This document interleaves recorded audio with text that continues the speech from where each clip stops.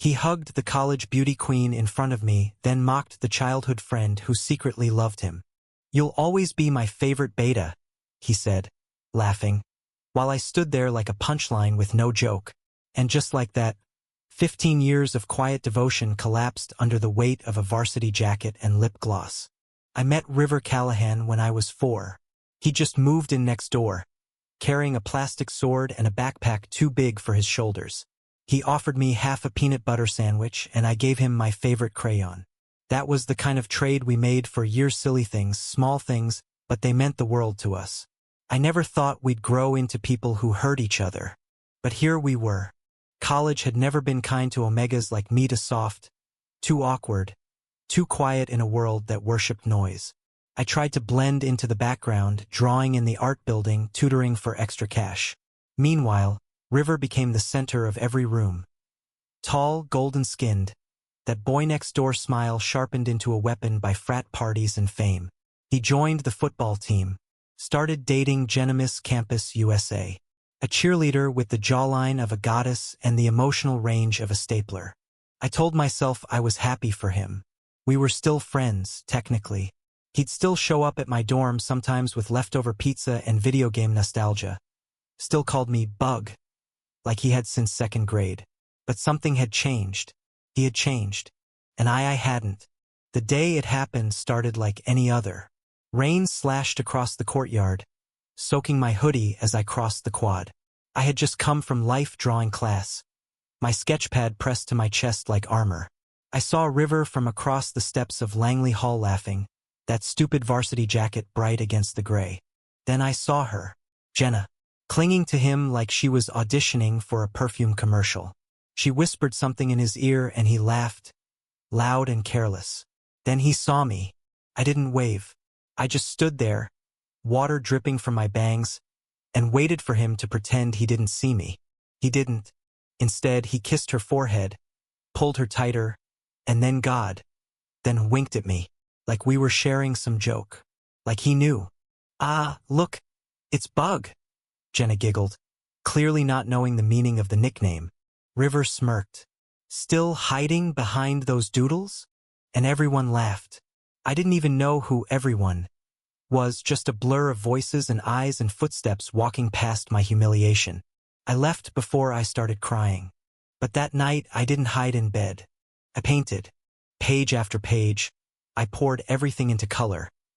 The bitterness, the ache, the twisted nostalgia of 2 boys on swings, and the way one of them started flying before the other was ready to let go. It was supposed to make me feel better. Didn't.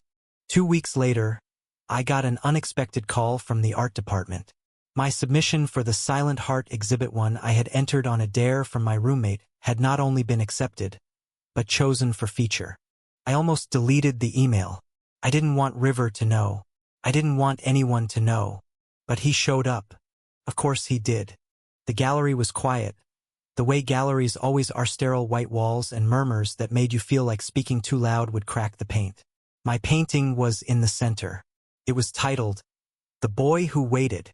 River stood in front of it, arms crossed, reading the tiny placard.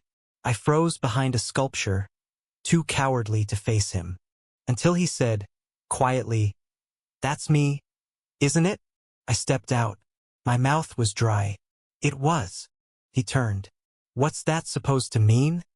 "It means," I said, heart in my throat, "you're not that boy anymore." His brows furrowed, and for once he didn't have a clever comeback. He looked at the painting Againa sketch of 2 boys, one on a swing, reaching for the other. The second boy had wings mid-flight, looking back with a smile full of promise. "You drew this after the steps?" he asked, voice lower. "I drew this after you broke me," I whispered. River said nothing for a long moment. The air between us thickened. For once, the alpha didn't have control. For once, I did. Then he exhaled. "I didn't mean to hurt you. Intent doesn't erase impact." "Bug, don't call me that." He flinched like I'd slapped him. I walked past him, past the painting, and into the crowd. But he followed me, out into the night air, where the street lamps made halos on the sidewalk and the wind felt like truth. I don't love her, he blurted. I stopped. I don't love Jenna, he repeated. I thought I had to be someone. Someone people admired. Someone strong. You don't have to date someone like her to be strong. No, he said. I had to date someone like her to pretend I didn't want you. The silence was deafening. I turned, finally, and saw him for what he was, not a golden boy or a villain, but a scared, confused kid who never outgrew his fear. You laughed at me, I said.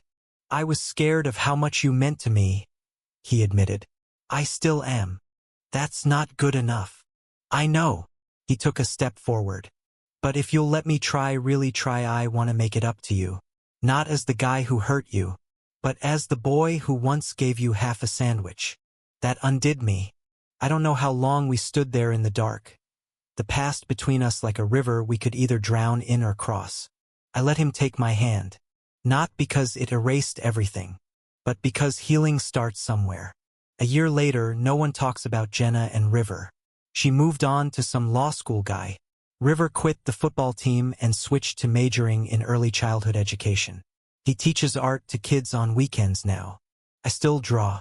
Sometimes he's in my sketches again, but softer now, more human. He still calls me Bug sometimes, but now it means something else. And when people see us walking across campus, hand in hand, they whisper a little. But I don't care, because once he broke my heart, and now he helps me make art from the pieces. Thank you for listening. If you find it interesting, please like and subscribe to follow the next stories.